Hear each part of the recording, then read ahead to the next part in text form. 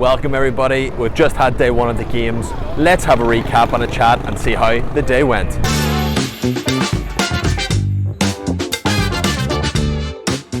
Welcome everybody and welcome to the day one recap of the Inside the Circle podcast. You're joined by Alan and myself, and we're going to go over what all has happened in day one games. So Alan, I believe you finally made it to Paris. I saw that you were making your way around the Olympic Village. What is it actually like out there? Yeah, it's really nice. Yeah, it was good to be back in the Olympics again for a while. Yeah, it's nice. It's obviously it's going to be housing for the things, but they've all done it up very well. Great crowds, just a little bit damp around the edges, yes. But yeah, got my photograph down at the rings. Happy enough. Brilliant. Had some lunch in the place, and so Sir Chris Hoy, a few other people. And yeah, I think there was maybe a few damp people from last night's opening ceremony, but yeah, all good. I thought the opening ceremony looked brilliant. It's just a real shame about the weather, to be honest. Yeah, and it's just dank rain, you know. But yeah. Anyway, when I was scooting about, you were obviously watching the GB Spain match. What a score, 4-0, and percentage-wise, GB 41% possession and Spain 59%. Yeah, it's a bit strange. What do you think? It is a bit strange, but watching it almost made sense watching it because Spain had a good chunk of the possession. Their downfall is that they just couldn't put the ball in the net. They had so many shots that were goal attempts, but they were hitting them wide just over the crossbar. They were going to the back post and no one was there. It was really frustrating to watch. As you know, if you were sort of rooting for the Spaniards, you know, the first goal for GB came from Park, who was able to steal the ball off one of the Spaniard players, make a great run into the circle and chip the keeper beautifully. It was a great slice finish, which is unbelievably difficult to do, especially when you're running at the speeds they were running at. They got their second goal from a short corner. Chris, I think it's Furlong, was able to put a really, really well-worked corner right into the bottom of the net, and it was really impressive. It was good to see actually Saka stick doing some of the work for a change instead of the likes of the Adidas and the Young One sticks. They do stand out well on the pitch, the black and green. They do actually, and I think that's what sort of caught my eye. So you know, everyone else has those sort of much silvery looking sticks for the dried flickers, but this was a nice black and green. It really stood out. I thought Ollie Payne in nets for GB did really well in his Mercian gear. Again, the rebound off some of the saves he was making was really, really impressive. I thought the ref communication between both of them was very good. It kept the game flowing really well. Okay, and I think actually the commentators pointed that out as well. I thought they did very well to keep the game under control, sort of probably from the Spanish guys from boiling over, which was quite good, even though the Spaniards did get the first green card of the Olympics, which is an achievement amongst themselves. The third goal came from another short corner from Furlong. Again, very, very impressive. And then Shipperley ended it off with the fourth goal. And yeah, it's just, Spain could have done really well. It could have been a much tighter game if Spain just converted the chances that they had, really. Well, it obviously shows that in the play possessions, you know, 59%, you know, you should be winning with that sort of things. It also, as you said, means Ollie Payne's obviously had a good game and has been active and everything else. Next match, Belgium-Ireland, a little bit closer on the possessions. 53% compared to 47%. 2-0. I think that's probably an okay result. Yes, they've beaten them in the last couple of matches. Ireland have beaten Belgium, that is. But I probably think that's a fair result. It is. They couldn't sort of cash in on the result that they had in the Pro League. Ireland couldn't anyway. Belgium were the better team in it. You could see the slight sort of just increase in their experience and sort of performance output, even compared to that Pro League game. There was definitely a difference. I think the Ireland keeper kept them in it. I think by him coming back I think he definitely kept them in it for a good chunk of time. He had a really good game.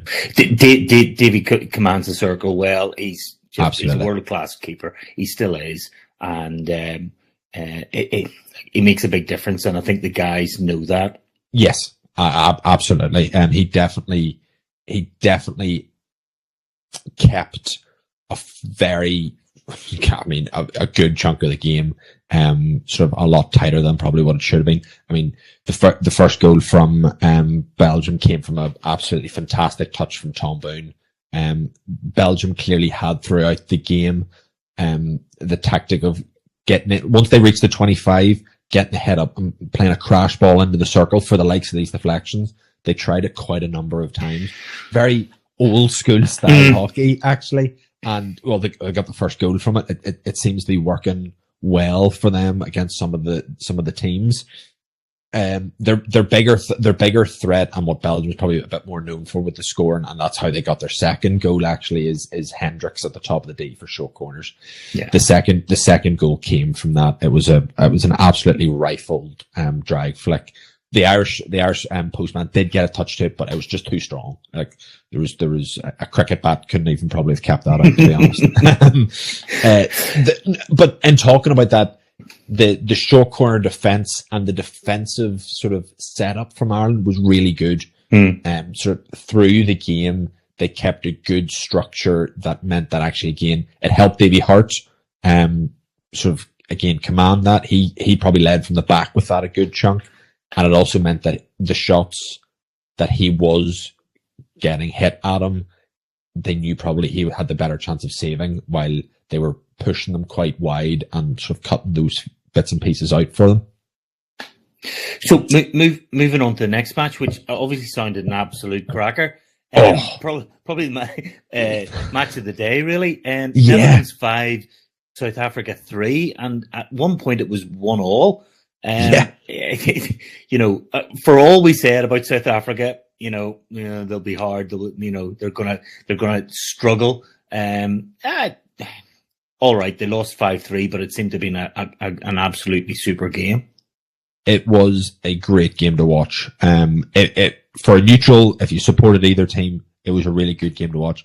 At the end of the game, I know it's skipping on a bit, but at the end of the game, the South African guys were not horrendous. They were probably a bit more devastated than probably if they got absolutely cricket scored, purely because the fight in them throughout the game was brilliant.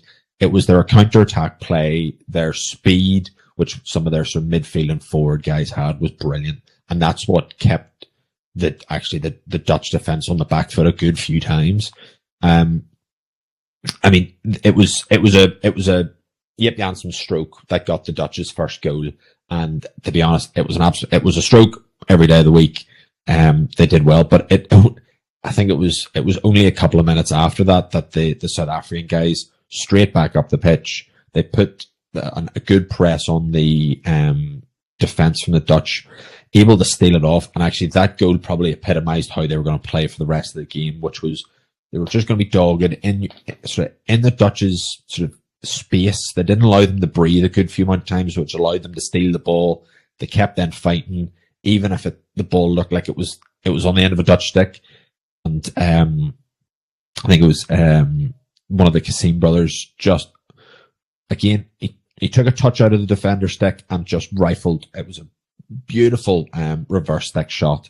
The keeper had no chance of saving it. It was in that no man's land of about there. Yes, so it was really difficult to save. It was a great, well worked, and fought goal. And I thought actually 1-1 here. Yes, this is still the first quarter, but actually this could turn into a bit of a tighter game than I think the Dutch probably had planned for. Yeah. Both of the teams actually lost their referrals very early, which I thought could have a bit more consequence during the game. But it just shows the level of these guys that actually they knew. Both of the teams knew that they'd lost the referrals, and none of them complained throughout the rest of the game really about decisions. I think one of the South Africans did get carded about talking back, but that was in the fourth quarter maybe, and it was probably building up to that. But at no point were they then going refer. they knew they'd lost it. Both teams knew they'd lost it, and they moved on from it. They played club style hockey that you don't have video cameras, and they just played. It was really impressive to see. Good. The second goal from the Dutch came from it was a great poaching attacker's goal. It was a penalty corner. South African keeper saved it, and then the Dutch guy came in and just poked it in over the line, over the stick of the postman. After that, it's sort of a bit floodgatey, and I thought, oh right, this is then the start of it. I thought the Dutch captain Brinkman had a great game. He set up a couple of their goals, and actually his play through the midfield into the forward line was brilliant. Like I said, he set up the third goal, but that was all because of his build-up play. Jip Janssen finally got into his goal-scoring ways from the top of the circle. Again, it was another fantastic drag flick for their fourth goal. And then Nike athlete Tellenkamp got the fifth goal, really showing what these Nike sticks can do on the pitch. It was very impressive to see the sticks, or a bit more of a glimpse of the sticks, maybe I should say. And actually, he was wearing the grey Nike shoes, the ones that we've got currently. Yes, They actually look really good on the pitch, because like when you were running, that sort of purpley orange sole came up. It looked really quite sharp, but actually the shoes that I noticed the most were the brand new Nike Olympic shoes. Yeah. I thought actually there's more South Africans wearing them, and you could see them then throughout the games because they were nice bright orange. Yes. None of the other brands have that sort of bright orange, so they really stood out the pitch. They were really nice to see, and it was good to see quite a few people playing in them, because it just reinforces them that they are a hockey shoe, and the top end guys are comfortable wearing them. And did I hear somewhere we've been able to get our hands on some in the next couple of weeks? We have been able to get our hands on some, and hopefully they are with us sort of mid to end of next week. Okay. So which is really exciting. I'm really looking forward to them coming in. Good stuff. So I must say, I just on moving around some of the venues and things today, I did sort of. It was really obvious when you were coming to a metro stop and moving out to go towards the event. All posters, all banners, everything was Adidas. Really? Everything. It was the entire. If you walk around the metro, you'll see for plays, for granola bars, for IKEA and whatever. No, everything. Just repeat of Adidas. They've set up a couple of Paralympians and they've got Anton Dupont. They've lots of people representing it, different, but it is obvious. And then you can just sort of see, once you start getting out further away from some of the venues, the sort of Nike ones are popping up. It's quite interesting. It's really interesting to see on the metros. Even on the other side of the rails, the banners, the posters that you would stand and look at, they're all Adidas. Wow, that's really interesting. They are. It's then interesting that it's further out that you're seeing then the likes of the Nikes and the other brands coming in. That's where I'm living. It's all Nike. Oh, really? Okay. That's far out. As awful as it sounds, that shows your importance. Yeah.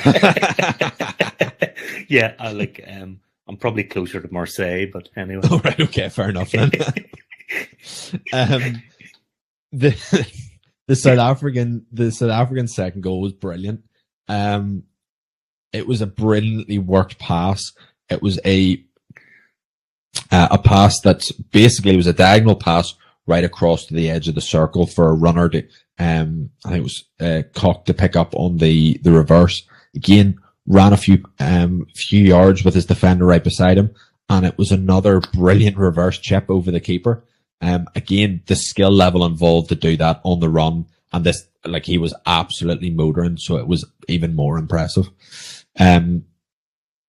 It just shows that South Africa were not stopping and not taking a breath throughout this game. They did not stop. They wanted to make sure that they were Yeah, which is opposite to what we were talking about. We thought Yeah. they would falter. Now, let's see what game 2, 3, and 4 like. Absolutely, that could have been their game of the tournament, similar to ours. Okay. And then for their final goal, it was a South African flick, and it just went through the Dutch keeper. It sort of summed up the pressure and the consistent pressure that the South Africans sort of kept putting on the Dutch every so often. Like I said, at the end of the game, they were probably a bit more devastated, knowing that they probably could have done a wee bit better. Yes, but they should absolutely be going away from that as proud as can be, because that was a great performance that they put in, I think.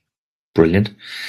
The next match probably won't take us that long. Obviously, Australia Argentina 1-0, 55% Australia, 45 Argentina. And then stuff from what I watched, but there was nothing, one goal and that was it. Yeah, it was probably it was an absolute contrast from that Holland and South Africa game. I had them both up watching them, and I spent more time watching the Dutch and South Africans than that game, and that was just down to the fact that it ended up being very end to end. It was up and down. Both teams sort of worked the ball well, and then they sort of got to the final third, and it just never fell for either team. And because of that, it just stayed that sort of style of the game. It was a really weird one. Now, the penalty corner that Australia got, Blake Glover's, it was an absolute rocket. That's what he does. That's, it was a strong, hard drag flick into the goal. There was nothing that anyone could have done again. After that, after the Australia goal, Australia sort of then played very possession style hockey. Their passing was very accurate. It was almost effortless to watch at some points, but it almost led them then defending quite deep as the Argentinians were sort of piling a bit more pressure on them. But there was not a major amount of sort of excitement in that game, unfortunately. Then Germany played France next, and if you want your goals, you got your goals in this one. I'm not sure that the what was it, 31 seconds? I think they scored the first goal in, and it was 31 seconds. Yeah, it's not a great the French start goalkeeper. For France. We did say he'd have a good game. He played okay. He did play okay. I was expecting him maybe a little bit better, but I thought he could have maybe saved a few others. But to be honest, you're being critical at it. I mean, what was the final score? It ended up being 8-2 in the end. 8-2. It was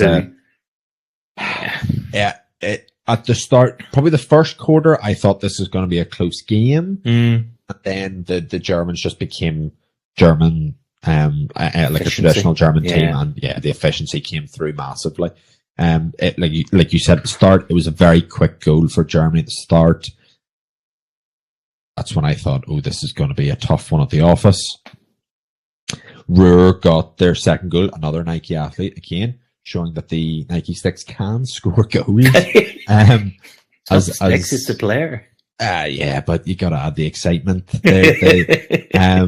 Now Ruhr's looked slightly different. It was a much more silvery, sort of holographic looking stick. So that says to me that there's probably potentially several models of the stick. While Tellenkamp's was the swoosh on it was a sort of bright luminous yellow. So judging from that, I'm presuming they're two different shapes or some materials of sticks. So that'll be interesting to see if there's any more that comes from that. The French, I think, sort of threatened more on the breakaways a couple of times in that first bit. And from those breakaways, they were able to get it. Actually, got a good few short corners from them. But they got their first goal from a lovely drag flick and a deflection from the injector came in. Just that nice Masson came through and just dinked it over the keeper. It was a brilliant finish.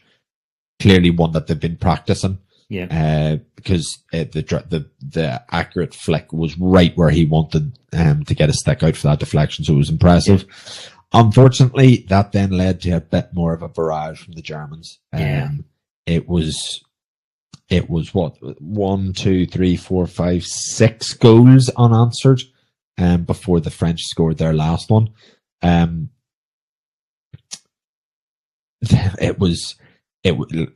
efficiency is the best way to describe it. Like we said, the third goal, the defenders, it was a shot on goal. It took a touch off the defender and it wrong footed the keeper. So it did, and I think that's what happened with then their I think their 7th goal took another their 8th goal. It took another deflection. So it just shows that the French guys were sort of sticking down, knuckling in. It was just the power behind the shots that were letting the ball then go in. 4th and 5th goal were from both the Grambers brothers. Max scored the first one, Tom scored the next one. Max was a lovely reverse finish into the goal, and Tom's was a follow-up from his own drag flick attempt in a short corner. So it just shows they were, again, something that quite a number of teams don't do at any level of the sport.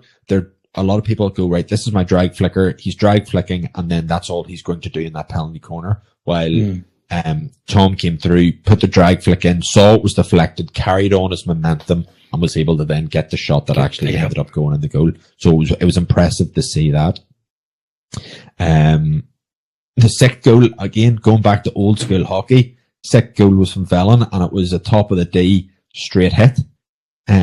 Don't see that men's hockey very often. You don't see it, do you? And actually, it was that awkward height. The keeper clearly saw it and did old school lie down, cover the backboard, but actually he hit it at that level where it just took a deflection off the top of the leg guard into the roof of the net.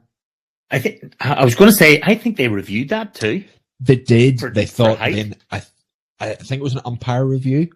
The umpire reviewed it to see if it was initially going high before it took the deflection, because obviously with the penalty corner hit, it has to be backboard height before going in. If you're hitting the ball, if it's a flick, it can go any height. So they were just double checking that, and it came back that it was perfectly legal shot. It was the deflection from the keeper's leg guard that ended up putting them much higher. And the 7th and 8th goal just really put the nail in the coffin for the French. Unfortunately, they knuckled in. They worked hard, but the Germans just showed their world ranking in just being so much more efficient and ruthless when it came to passing and going up. No, the French did get their 2nd goal. It was a short corner. Carlay got the drag flick goal from it, which was good. He's a big guy. He's huge. So he is, and he's their threat from the top of the D. And look, his long levers allow him to get some good power and accuracy with those drag flicks. He could be playing on the French Sevens team. He could. He's that style of player, actually. Yeah. Now, the biggest sort of blemish on that game for the Germans was actually Ruhr got a 10-minute yellow card. Yeah, 10 minutes. I think it was a frustration thing. He lashed out and ended up putting his sticker hands in the face of the French guy, and it meant that he was sitting down for 10 minutes. I think he only came on for the last couple of seconds. If did he he? even actually did that. Yeah, fair enough. To sort of sum that game up, the French didn't have any lack of trying, so they didn't. They constantly were there. It was just the Germans just proved they were far too strong. Very good. So I then see that in the New Zealand match was I'm not sure what way that was going to go.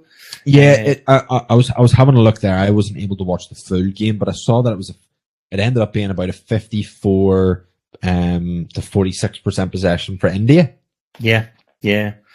Look, New Zealand scored first up. Sam Lane scored in the first quarter. He actually then ran up the pitch celebrating, and I was going, that looks like a white Grey's AC stick. Yes, really I saw bright, that too. Yeah, it was really bright white, and the orange chevron that Greys have didn't really look like Chevron, looked out of place. Yeah, so hence I didn't think it was a Grey stick. Yeah, it was really interesting looking. Now, that obviously the AC range that Greys do, they're all a black stick with a coloured flash in it. So that stick really stood out. I'll be interested to see if that comes into the sort of the main range with them. It could be the change they probably need. The AC range has been around for a while. Yeah. Really interesting one. Start of the second quarter, the match hadn't even, or I think they'd started, blown the whistle, and then stopped it immediately. The New Zealand team had 12 players on, so the captain had to be sent off. He was yellow carded. So too many players on the pitch. I think when I came in that they were having the argument of what just started. But the umpire made the point of going, I've blown the whistle, so therefore the game has started. Therefore you have too many players on the pitch. So it was interesting to see that breakdown of it. It was. India sort of they gave the ball away quite a bit, and I actually thought New Zealand have got this. I really did. Then Mandeep scored a penalty corner, which made it 1-1. But I have to say, Dixon in goal for New Zealand was top notch. He was really good, really good. I did say though there was a slight hiccup with him. It looked like a sort of the rear kicker strap of his oboe plus kicker broke. Now I know you've probably never played in the high pressure situation of an Olympic opening day in front of the French crowd and millions of people watching at home. But have you ever had to deal with that pressure of a broken kicker strap in a game?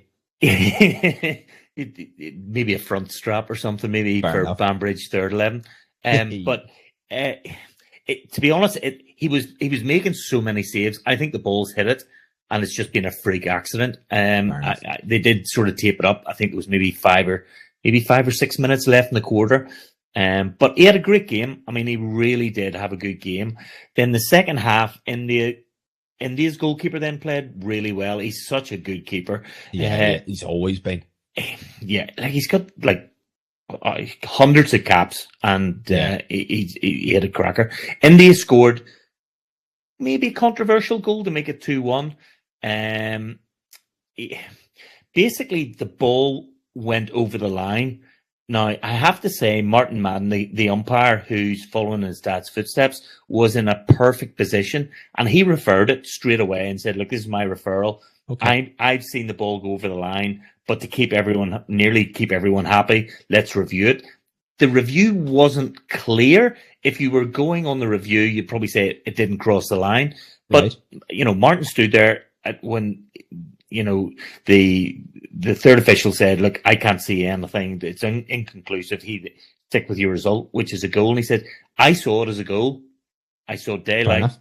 And I thought it was a really good decision. I really do. Again, Dixon had a really good fourth quarter. And then India really started to play. It was nearly like, oh, here, we better start this. It was a gradual sort of play. The passing, the speed of the pass and the accuracy was really good. Child, actually, against maybe a better run of play, scored for New Zealand to make it 2-2. And good. Within the last minute, I thought that was it. And I was just wondering, are they going to do shuttles or whatever else? No, it's only a group game, sure. Well, then they got a penalty stroke at the very end. It came off the goalkeeper, penalty corner, came off the goalkeeper and hit the player in the head with the root mask. Hit him in the head, and penalty corner, and Harman Priyat came up, stepped up, scored the goal. So yeah, that was a good game. It was good. It was interesting just to see India really start to build. And like they've got quality players. New Zealand have quality players as well, but it was a good game. It was a really good game. The bits and pieces that I saw in that sort of first third of the game, I would probably say is what I got to see of it. The New Zealand guys looked really strong, almost confident on the ball. So they did. So anytime they got it, there might have been an Indian defender coming in, but they were able to sort of keep the ball in the end of the stick and dribble with sort of good strength away from them. That's what I took from it, that there was no easy tackle from an Indian perspective, probably from them, because they were just really strong and confident on the ball when they were moving up the pitch at any point. Sure. Then moving on to the women then. Women, yeah. Yeah, so the first women's game was Argentina-USA, I believe. Yes, 4-1 to Argentina. Oh. 55% to 45% in favour of Argentina possession-wise. USA just defended. Argentina scored just an amazing sort of reverse stick hit outside the circle, into the circle, and first time shot into the roof of the net. Really good goal there by the captain. The speed of play for Argentina was really good, and I thought this is going to be a bit of a cricket score. Yeah. At the end of the first half, Argentina then really did start to lose their way a bit, and they let the USA back in again.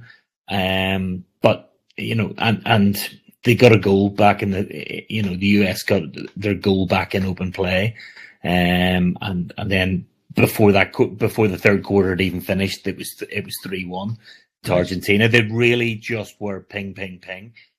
The fourth quarter was, I don't know what happened. I don't know what was said at the quarter, but Argentina just fell apart. Now, They scored another goal and finished 4-1, but they also nearly finished the game with only, with 3 players in the sin bin. I mean, It was they were just silly stuff. There was really, knocking the ball away and it was silly. It was really silly stuff. And is that the kind of thing that against potentially a stronger team that would lose them a game? Yeah, I mean, you've also then got to look at the USA. I mean, they were playing against eight players, and they still couldn't get penalty corners. They couldn't get shots on goal.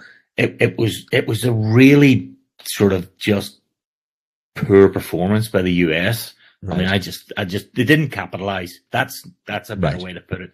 They just didn't capitalize on the things, at all.